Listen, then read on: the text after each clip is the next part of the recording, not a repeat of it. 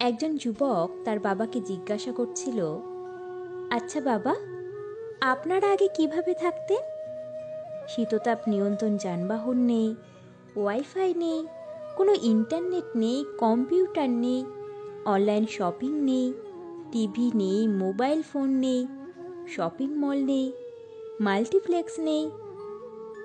তার বাবা উত্তর দিলেন, ঠিক যেমন তোমাদের প্রজন্ম আজকের সাথে জীবনযাপন করে।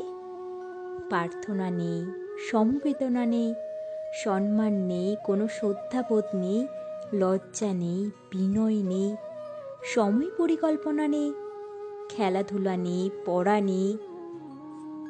আমরা যারা 1940 থেকে 1980 সালের মধ্যে জন্মগ্রহণ করেছি তারাই ধন্য। আমাদের জীবন একটি জীবন্ত প্রমাণ। স্কুলের পর সন্ধ্যা পর্যন্ত খেলতাম। আমরা কখনো টিভি দেখিনি। আমরা প্রকৃত বন্ধুদের সাথে খেলতাম, ইন্টারনেট বন্ধুদের সাথে নয়। আমরা যদি কখনো তৃষ্ণার্ত অনুভব করি, আমরা বোতলের জল নয়, কলের জল পান করি।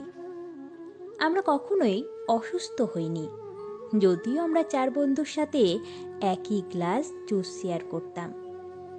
আমাদের কখনোই ওজন বাড়েনি, যদিও আমরা প্রতিদিন প্রচুর ভাত খেতাম।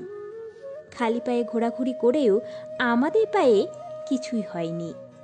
আমাদের মা বাবা কখনোই আমাদের সুস্থ রাখার জন্য কোনো সাপ্লিমেন্ট ব্যবহার করেনি।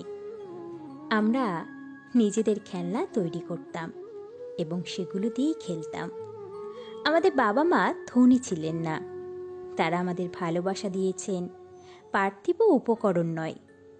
আমাদের কখনোই সেলফোন, ডিভিডি, ভিডিও গেম, ব্যক্তিগত কম্পিউটার, ইন্টারনেট, চ্যাট ছিল না। তবে আমাদের প্রকৃত বন্ধু ছিল।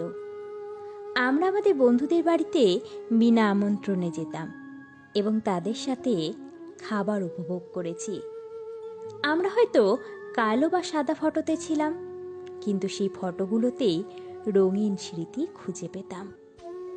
আমরা একটি অনন্য এবং সবচেয়ে বোধগম্য প্রজন্ম, কারণ আমরা শেষ প্রজন্ম যারা তাদের পিতামাতার কথা শুনেছি, আর প্রথম প্রজন্ম যারা তাদের সন্তানদের কথা শুনতে হচ্ছে।